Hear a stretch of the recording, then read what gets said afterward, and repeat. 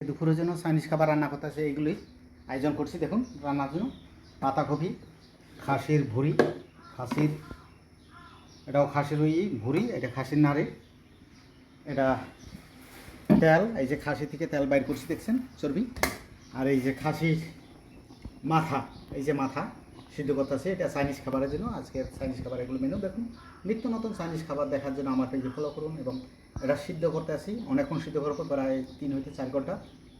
এরপর একদম মাংস খুলে খুলে যাবে, তারপরে আর খাবে, আর পানিটা সব দিব।